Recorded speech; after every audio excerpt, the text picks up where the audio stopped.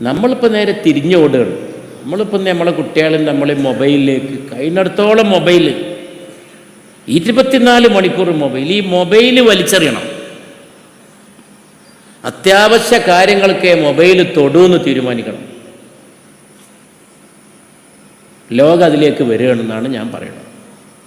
ലോകം എന്നല്ലെങ്കിൽ നാളെ പൂർണ്ണമായിട്ട് ദേഷ്യം പിടിച്ചിട്ട് ഈ സാധനം തോട്ടിക്കറി. അത് തുടങ്ങിക്കഴിഞ്ഞ ലോകത്ത്. ഇപ്പം അമേരിക്കയിൽ കുറച്ച് മനുഷ്യന്മാരുണ്ട്, അവർ യന്ത്രം കൈകൊണ്ട് തൊടൂല. ഒരുപാട് സ്ഥലത്ത് ഒന്നും രണ്ടോ ആളല്ല ഈ പറയുന്നത്, ആയിരക്കണക്കിന് മനുഷ്യന്മാർ. യന്ത്രം കൈകൊണ്ട് തൊടാതെ ജീവിക്കുക എന്ന് പറഞ്ഞാൽ വണ്ടി കയറൂല, കാറ് കയറൂല, ടെലിഫോൺ തൊടൂല, മൊബൈലില്ല. കൃഷി ട്രാക്ടർ കൊണ്ട് നടത്തൂല, ഒക്കെ കൃഷിയാണ്. എല്ലാവരും കർഷകരാണ്. അവനാന് വേണ്ടത് അവനാ വെച്ചുണ്ടാക്കും, മുളപ്പിക്കും.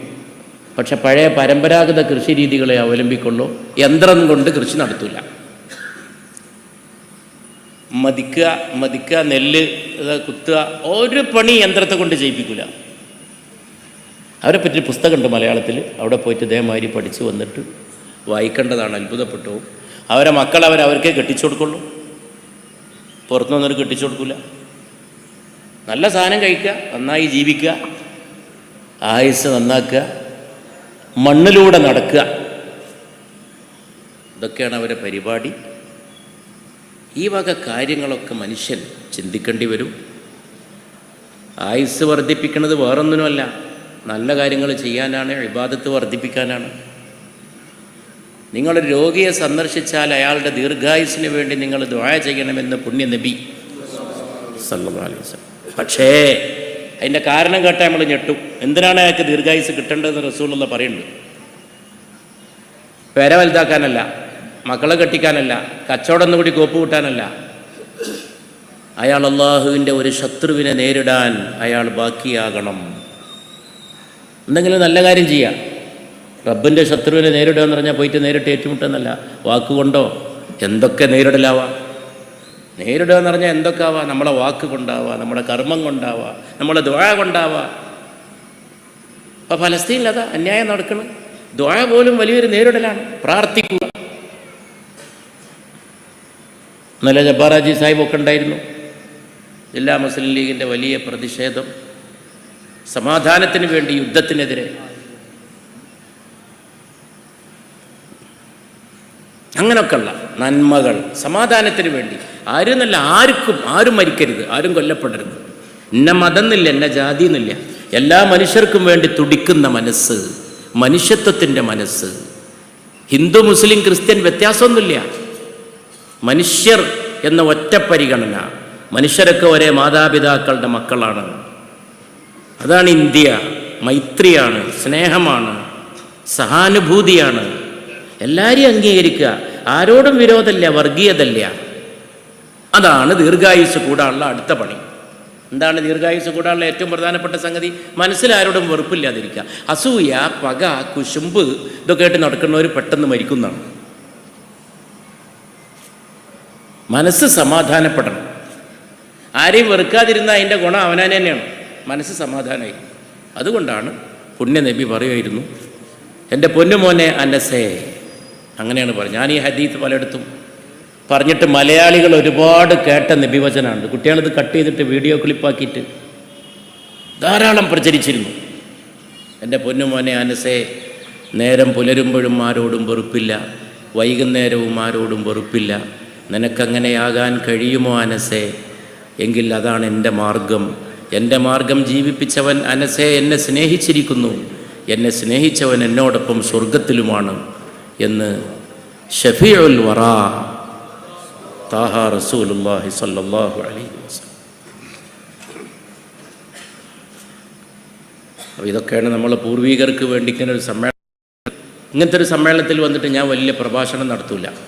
കാരണം മരണപ്പെട്ടവരെ ഓർക്കേണ്ട നേരമാണ്, പ്രാർത്ഥിക്കേണ്ട നേരമാണ്. ജീവിച്ചിരിക്കുന്നവരുടെ ദീർഘായുസ്സിന് വേണ്ടി പ്രാർത്ഥിക്കേണ്ട നേരമാണ്, അവരെ ബഹുമാനിക്കേണ്ട നേരമാണ്. വലിയ പരുക്കൻ ഇവിടെ വന്നിട്ടൊരു പരുക്കൻ പ്രസംഗം ചെയ്ത് ഒരു ആവേശപ്പെടുത്തി അങ്ങനെ ചെയ്യുകയാണെങ്കിൽ എനിക്ക് എന്നോട് പുച്ഛം തോന്നും. ഞാനങ്ങനെ ചെയ്യുകയാണെങ്കിൽ എനിക്ക് എന്നോട് പുച്ഛം തോന്നും.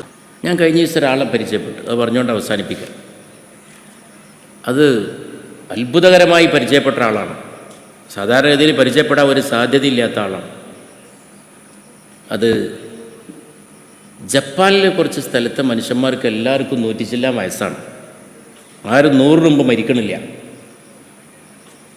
നല്ല ആരോഗ്യത്തോടു കൂടിയുള്ള ദീർഘായുസ്സാണ്. വയസ്സെന്ന് പറഞ്ഞാൽ പോലെ മൂലൊക്കെ കൂടിയിട്ട് ഇങ്ങനെ മുടക്കാച്ചരക്കായിട്ട് ജീവിക്കല്ല. നല്ല ചെറുപ്പക്കാരെ മാതിരി അവരെ കാര്യമൊക്കെ അവരെന്നെ ചെയ്തിട്ട് ജീവിക്കണ കുറേ മനുഷ്യന്മാർ ആ പ്രദേശങ്ങളിൽ ഉണ്ട്. എന്താണ് അവരെ ദീർഘായുസിൻ്റെ രഹസ്യം എന്ന് മനസ്സിലാക്കാൻ വേണ്ടിയിട്ട് ഒരു യൂറോപ്യൻ എഴുത്തുകാരൻ അവിടെ പോയി താമസിച്ച് പഠിച്ചിട്ടൊരു പുസ്തകം എഴുതി. ആ പുസ്തകം ലോകത്ത് ലക്ഷക്കണക്കിന് കോപ്പി വിറ്റഴിക്കപ്പെട്ടു. കോടാനുകോടി മനുഷ്യന്മാരത് വായിച്ചു. അദ്ദേഹത്തെ അറിയാത്തൊരു ലോകത്താരുണ്ടാവില്ല. അദ്ദേഹത്തെ ഞാൻ അടുത്ത ദിവസം അവിചാരിതമായി അദ്ദേഹം കോഴിക്കോട്ട് വന്നു. എൻ്റെ ജീവിതത്തിൽ അതൊരു അത്ഭുത സംഭവമായിട്ടാണ് സംഭവിച്ചത്. കാരണം അത് റബീഉൽ അവ്വൽ 12 അപ്പോൾ റബീഉൽ അവ്വൽ 12 എൻ്റെ വീട്ടിൻ്റെ മുറ്റത്ത്, ഉപ്പാൻ്റെ പേരിൽ വീട്ടിൻ്റെ മുറ്റത്ത് എന്ന് പറഞ്ഞ മാതിരി മദ്രസ ഉണ്ടാക്കിയിട്ടുണ്ട്. ഞങ്ങൾ അവിടെ കുട്ടികളുടെ പരിപാടിയൊക്കെ ഉണ്ട്. അതിന് പോകണമെന്ന് ഞാൻ മദ്രസ ഭാരവാഹികളെ കൂടെ ഒക്കെ ഒന്ന് ഇരുന്നൊരു ചെറിയ യോഗത്തിലിരുന്നു. അത് റസൂലുള്ളാഹിൻ്റെ മദ്ഹായി സല്ലല്ലാഹു അലൈഹി വസല്ലം.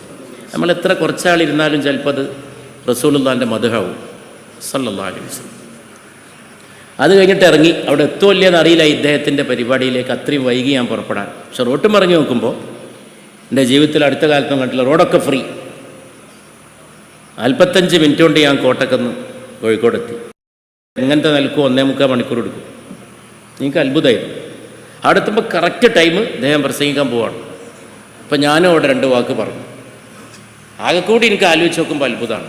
കാരണം ഈ ദീർഘായുസ് ഉണ്ടാകാൻ വേണ്ടിയിട്ട് ജപ്പാനിലെ ജനങ്ങളെപ്പറ്റി പഠിച്ചിട്ട് അദ്ദേഹം എഴുതിയ കാര്യങ്ങൾ കേട്ടപ്പോൾ 1-2 തവണ എൻ്റെ കണ്ണ് നിറഞ്ഞുപോയി. പുണ്യ നബിയെ ഓർത്തിട്ട് ഒക്കെ നബി പറഞ്ഞിട്ടുള്ളതാണ് സല്ലല്ലാഹു അലൈഹി വസല്ലം. ഞാനവിടെ പ്രസംഗിച്ചു. ഞാനാകെ ഒരു 10 മിനിറ്റാണ് സംസാരിച്ചത്. പകുതിയിലേറെ സമയം ഞാൻ റസൂലുള്ളാഹിനെ പറ്റി പറഞ്ഞു. എഴുതിയ പുസ്തകം എഴുതിയ ആളോട് ഞാൻ പറഞ്ഞു, മിസ്റ്റർ ഫ്രാൻസിസ്, നിങ്ങളുടെ ഈ പുസ്തകത്തിൽ പറഞ്ഞ പല കാര്യങ്ങളും തിരുനബി പറഞ്ഞിട്ടുള്ളതാണ്. ആളുകൾക്ക് അറിഞ്ഞൂടാ.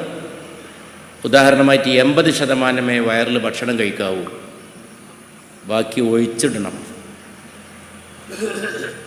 മുഴുവൻ വിശപ്പ് തീരുന്നവരെ ഭക്ഷണം കഴിക്കരുത്. അല്പം വിശപ്പ് വയറിൽ ബാക്കി വെച്ചുകൊണ്ട് വേണം ഭക്ഷണം കഴിക്കുന്നതിൽ നിന്ന് വിരമിക്കാൻ.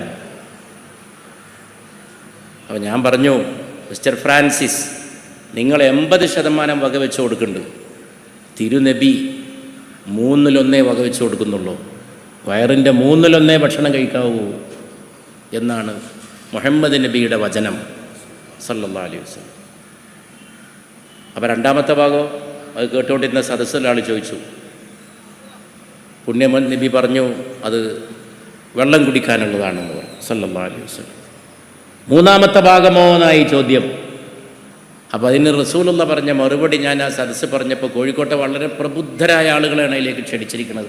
കാര്യപ്പെട്ട എയർപോർട്ട് അതോറിറ്റിൻ്റെ എയർപോർട്ട് ഡയറക്ടർ, കോഴിക്കോട്ടെ IAMൻ്റെ ഡയറക്ടർ, ചെറിയ സദസ്സാണ്. എല്ലാവരും ചിരിച്ചുപോയി.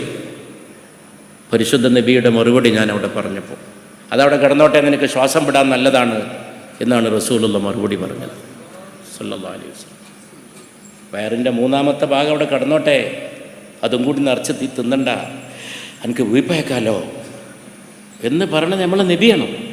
പക്ഷെ നമുക്ക് അറിഞ്ഞൂടാ. നമ്മൾ നബിയോട് വലിയ അന്യായം ചെയ്തവരാണ്. നമ്മൾ പഠിച്ചിട്ടില്ല, നമ്മൾ മനസ്സിലാക്കിയിട്ടില്ല സല്ലല്ലാഹു അലൈഹി വസല്ലം. പിന്നെ ബാക്കി പറയുന്ന കാര്യങ്ങളൊക്കെ റസൂലുള്ള പറഞ്ഞിട്ടുള്ളതാണ്. മനുഷ്യന്മാരോട് നല്ലത് പറയണം, പുഞ്ചിരി തൂകൂ,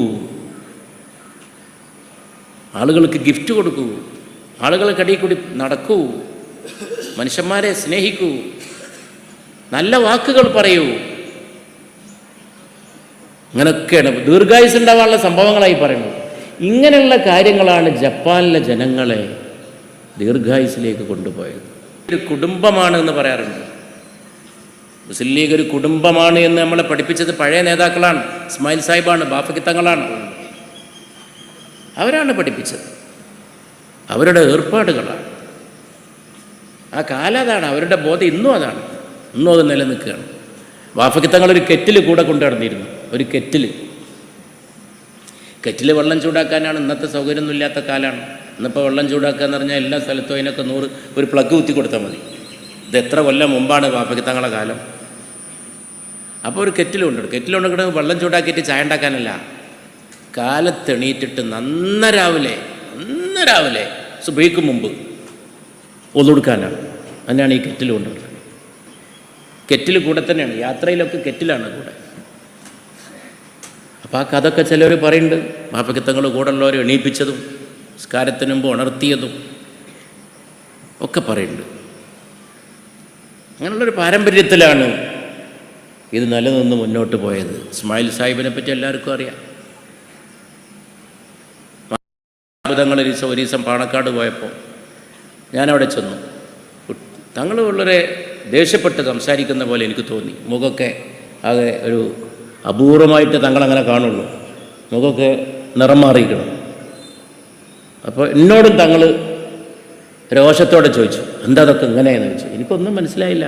തങ്ങൾ എന്നോട് അങ്ങനെ എന്താ സംസാരിക്കണത്. അപ്പോൾ എനിക്ക് മനസ്സിലായി, കുറച്ച് ചെറുപ്പക്കാരവിടുന്ന് ഇറങ്ങിപ്പോയപ്പോൾ അവരോട് പറഞ്ഞതിൻ്റെ ദേഷ്യത്തിൻ്റെ ഒരു ഭാഗം ഞാൻ കയറി ചെന്നപ്പോൾ തങ്ങൾ എന്നോടുള്ളൊരു അടുപ്പം കൊണ്ട്, നമ്മളൊരു അടുപ്പുണ്ടല്ലോ, സമാധാനമൊക്കെ നോക്കണ്ടേന്നൊക്കെ പറഞ്ഞു എന്നോട്. ഇപ്പം എന്താ സംഭവം എന്ന് കേട്ടാൽ ആരും അത്ഭുതപ്പെട്ടു. അവിടെ ഒരു യൂത്ത് ലീഗ് ക്യാമ്പിൻ്റെ നോട്ടീസ് കൊണ്ടേ കൊടുത്തതാണ്. അതിൽ ഉച്ചയ്ക്ക് വിശ്രമം എഴുതിയിട്ടുണ്ട്, നിസ്കാരം എഴുതിയിട്ടില്ല. ഇതാണ് ശിഹാബ് തങ്ങളുടെ മുഖം ചൊടിപ്പിച്ചത്.